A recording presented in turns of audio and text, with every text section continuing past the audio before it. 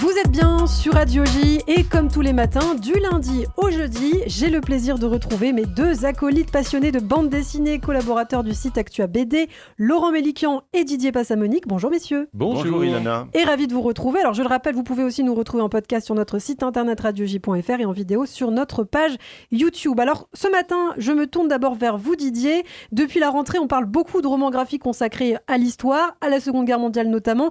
Et là, c'est un nouveau livre sur l'histoire que vous nous présentez, Le fil de l'histoire 39-45. C'est mieux qu'un nouveau livre, c'est une petite collection. Ouais. Et c'est mieux qu'un roman graphique, parce qu'un roman graphique, c'est long, ça prend du temps à lire. C'est cher. Et c'est cher.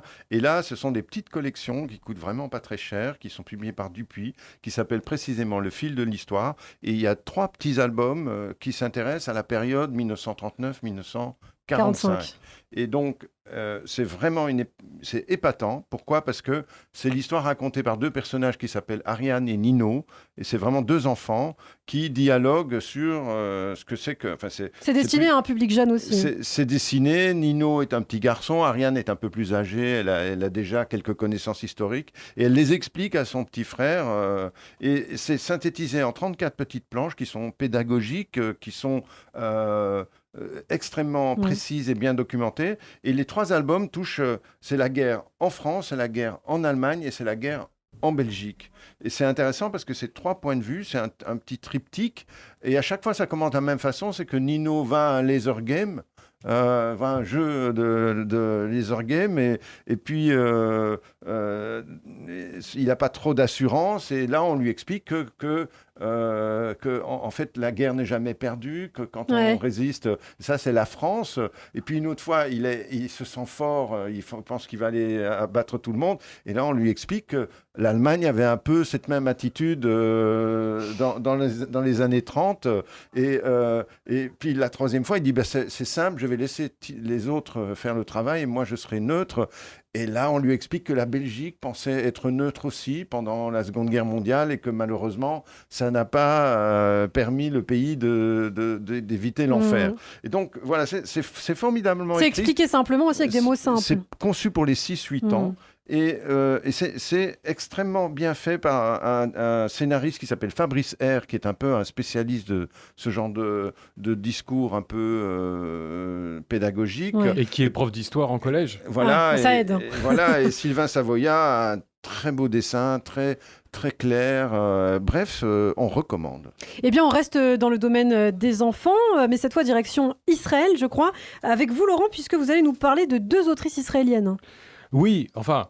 Direction Israël, mais pour un livre tout à fait universel et que tout le monde peut lire, enfin qu'on peut donner à lire à tous les enfants, un livre avec un titre sous forme d'une excellente question, mais qui a bien pu inventer l'école ? Ça fait plaisir aux enfants. Alors, les 2 autrices israéliennes sont Shoan Smith et Enat Tsarfati.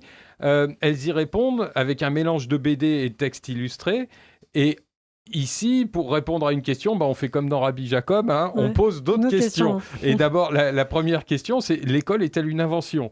Donc là, on répond par l'affirmative quand même. Oui, puisque ça a été inventé par les humains, ça a été créé par les humains.